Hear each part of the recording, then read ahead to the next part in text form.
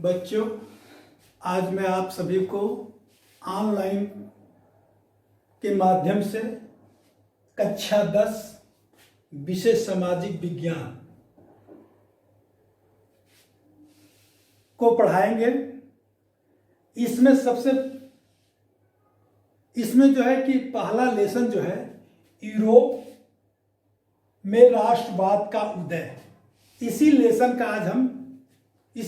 पर आज हम चर्चा करेंगे और इस वीडियो को हम आप तक पहुंचाने का प्रयास करेंगे। यूरोप में राष्ट्रवाद का उदय, इसको पढ़ना हमें, तो इसमें सबसे पहले हम ये जान लें कि राष्ट्र और राष्ट्रवाद ये क्या है। तो हम आते हैं राष्ट्र और राष्ट्रवाद पे। राष्ट्र जो होता है एक ऐसा समुदाय होता है जो अपने सदस्यों के सामूहिक विश्वास, भावनाएं, आकांक्षाओं और कल्पनाओं के माध्यम से एक सूत्र में बंधे होते हैं। राष्ट्र जो होता है कुछ विशिष्ट मान्यताओं पर आधारित होता है जिन्हें लोग उस समुदाय के लिए बनाते हैं, गढ़ते हैं, जिससे वे अपनी पहचान को स्थापित करते हैं। राष्ट्र के प्रति यही जो भावना होती है उसको हम राष्ट्रवादी कहते हैं।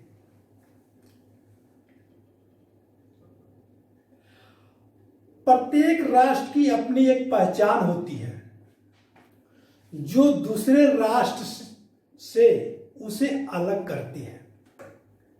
कैसे? जैसे कि उस राष्ट्र की अपनी एक सीमा होती है, एक संस्कृति होता है, एक भाषा होता है और एक विचार होता है। हम आगे बढ़ते हैं। यूरोप में राष्ट्रवाद एक ऐसे सिद्धांत के रूप में सामने आया जिसका इतिहास रचने में महत्वपूर्ण योगदान है। हम 19वीं शताब्दी की बात करेंगे। 19वीं शताब्दी में यूरोप में अनेक छोटी बड़ी रियासतें का एकीकरण किया गया, उसका सुदृढ़ीकरण किया गया और इन्हीं क्रियाओं के माध्यम से राष्ट्र में बड़े बड़े साम्राज्यों का उत्थान और पतन हुआ। ये सब एकीकरण और शुद्धिकरण की प्रक्रियाओं का एक परिणाम था जिसके कारण बड़े बड़े साम्राज्यों का उत्थान हुआ और पतन हुआ। 19वीं शताब्दी के दौरान राष्ट्र एक ऐसी शक्ति बनकर सामने आया जिसने यूरोप के राजनीतिक और भौगोलिक क्षेत्रों में एक बहुत बड़ा बदलाव लाया, एक बहुत बड़ा परिवर्तन लाया। और इसी समय यूरोप में ऐसी गतिविधियां एवं विचारधारा विकसित हो रहे थे जिनमें स्पष्ट रूप से जो परिभाषित क्षेत्र था उस पर उसका प्रभुसत्ता एक केंद्रीय शक्ति थी, मतलब एक केंद्रीय शक्ति के रूप में सामने आए। ऐसे क्षेत्रों के लोगों के बीच एक साझा पहचान का भाव एवं साझा इतिहास, विरासत की भावना भी थी। अब मैं आपको ये भी बता दूं कि उस समय यूरोप में साझेपन की भावना पहले नहीं थी, लेकिन यह संघर्षों एवं नेताओं संघर्षों के द्वारा नेताओं के द्वारा और जन साधारण के जो मेल से निर्मित हुआ, इसी के परिणाम स्वरूप साझेपन की भावना लोगों के बीच आया। अब हम दूसरे टॉपिक पे आते हैं। फ्रेडरिक शार्ल्यू, ये एक फ्रांस का कलाकार था जिसने 1848 में 4 चित्रों को प्रदर्शित किया। उन चित्रों में एक कल्पना को प्रदर्शित किया। एक कल्पना, उन जो वो अपने अंदर जो कल्पना उसने किया था, उस कल्पना को चित्र के माध्यम से लोगों तक पहुंचाने का प्रयास किया है उसने। फ्रेडरिक शार्ल्यू उस चित्र में सामाजिक, राजनीतिक गणतंत्रों की कल्पना किया। उसने यूरोप और अमेरिका के लोगों को भी इस चित्र में दिखाया है। उसने क्या दिखाया कि इसमें विभिन्न वर्गों के लोग और स्त्री पुरुष, ये सभी लोग इस चित्र में सम्मिलित हैं। और ये सभी लोग जो हैं, एक प्रतिमा है, उस प्रतिमा के पास लोग जाते हैं, उसकी वंदना करते हैं, आराधना करते हैं और वहां से लौट जाते हैं। इसी चित्र में यह भी दर्शाने का उसने प्रयास किया है कि एक महिला है, उस महिला के हाथ में, एक हाथ में ज्ञानोदय की मशाल और दूसरे हाथ में मनुष्यों के घोषणा पत्र को रखकर दिखाया गया है। और प्रतिमा के सामने जमीन पर निरंकुश संस्थाओं के ध्वस्त अवशेष बिखरे हुए पड़े हुए हैं।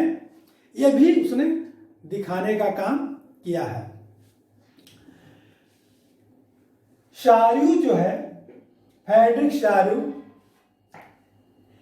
के कल्पना दर्शन, यूटोपिया जिसको कहते हैं, कल्पना दर्शन यूटोपिया, इसमें दुनिया के लोग अलग राष्ट्रों के समूहों में बटे हुए हैं, अलग राष्ट्रों के समूहों में बटे हुए हैं,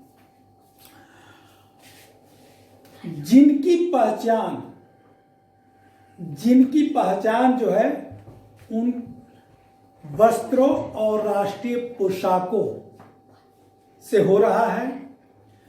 वे स्वतंत्रता की मूर्तियों से कहीं आगे उसको दिखा रहे हैं और इस जुलूस का नेतृत्व भी कर रहे हैं। ये सारी चीजें इन चित्रों में उसने दर्शाया है। ये भी दिखाने का काम किया है कि उस समय तक संयुक्त राज्य अमेरिका और स्विट्जरलैंड जो उस समय तक एक राष्ट्रीय राज्य बन चुके थे। फ्रांस के बारे में उसने दिखाया कि फ्रांस जो था, क्रांति तिरंगे की पहचान की जा चुकी थी और प्रतिमा के पास अभी अभी पहुंचा है। इस तरह का दृश्य उस चित्र में हमें दिखाई दे रहा है। उल्लेखनीय तथ्य यह है कि जिसमें शार्ल्यू ने यह चित्र बनाया, उसमें जर्मनी के लोग या जर्मन लोग जो थे, एक विशाल राष्ट्र का हिस्सा नहीं बने थे, तब तक जर्मन जो है एक विशाल राष्ट्र का हिस्सा नहीं बना था। जर्मन लोग जो झंडा थामे हुए हैं वह सन 1848 की उदारवादी उम्मीदों की अभिव्यक्ति है, जिसमें अनेक जर्मन भाषी रियासतों को एक प्रजातांत्रिक संविधान के अंतर्गत एक राष्ट्र राज्य में गठित करने की इच्छा थी। जर्मन लोग के बाद ऑस्ट्रिया, 2 सिसिलियों की राजशाही और Lombardy, Poland, England, Ireland, Hungary और रूस के लोग हैं। ऊपर स्वर्ग से ईसा मसीह, संत और फरिश्ते इस दृश्य पर अपनी नजर लगाए हुए हैं और चित्रकार ने इन सभी का उल्लेख दुनिया के राष्ट्र के बीच भाईचारे के प्रतीक के रूप में किया है।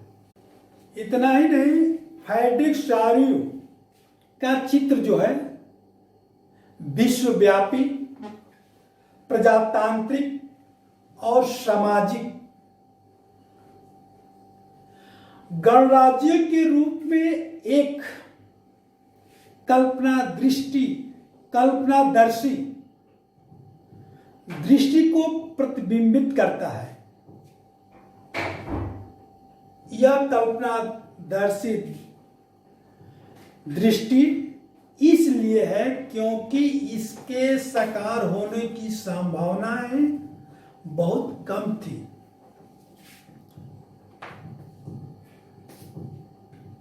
इन्होंने अपने चित्र में फ्रेडरिक चार्यू ने इस वस्तु स्थिति को दर्शाया था। वह 19वीं शताब्दी के दौरान राष्ट्रवाद के रूप में व्यापारिक रूप लेने लगी थी। इससे यूरोप के राजनीतिक एवं मानसिक जगत में बड़ा परिवर्तन आया। अब हम आते हैं अर्नेस्ट रेनन,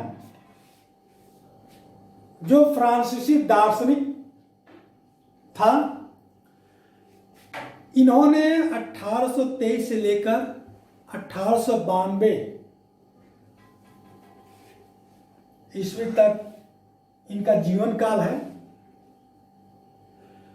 सन 1982 में साबान विश्वविद्यालय में दिए गए एक व्याख्यान में राष्ट्र की अपनी समझ को प्रस्तुत इन्होंने किया है। बाद में यही व्याख्यान एक प्रसिद्ध निबंध के रूप में छापा गया, जिसका शीर्षक था राष्ट्र क्या है। राष्ट्र क्या है। इस निबंध में, जो निबंध शीर्षक के रूप में आया था राष्ट्र क्या है, इस निबंध में रेनन ने अन्य लोगों द्वारा प्रस्तावित इस विचार की आलोचना करते हैं कि राष्ट्र जो है समान भाषा, समान संस्कृति, नस्ल और धर्म क्षेत्र से बनते हैं। इसका इन्होंने खंडन किया। ये कहते हैं कि समान भाषा, समान नस्ल, समान क्षेत्र, समान धर्म से बना हुआ राष्ट्र राष्ट्र नहीं होता। इसको मैं ऐसे भी आपको बता दूं, जैसे कि हमारा भारत एक राष्ट्र है, लेकिन क्या इसमें समान भाषा है? क्या इसमें समान नस्ल के लोग रहते हैं? क्या एक ही धर्म है या समान, एक ही मतलब एक ही धर्म है या एक ही क्षेत्र? ऐसा नहीं है। तो क्या भारत राष्ट्र नहीं है? राष्ट्र है। इसी बात को उन्होंने कहा है, रेनल ने, कि समान भाषा, नस्ल, धर्म से बना हुआ राष्ट्र ही राष्ट्र नहीं होता है। एक इन्होंने क्या कहा है राष्ट्र के बारे में? इन्होंने क्या कहा है कि राष्ट्र एक लंबे प्रयासों, त्यागों, निष्ठा का चरम बिंदु होता है। शौर्य, वीरता से युक्त अतीत, महान पुरुषों के नाम और गौरव, यह वह सामाजिक पूंजी है जिस पर एक राष्ट्रीय विचार आधारित किया जाता है। अतीत से मानव गौरव का होना,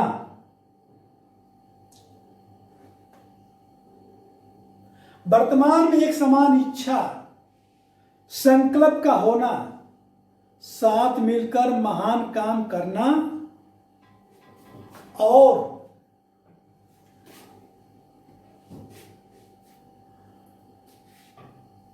आगे ऐसे काम और करने की इच्छा, एक जनसमूह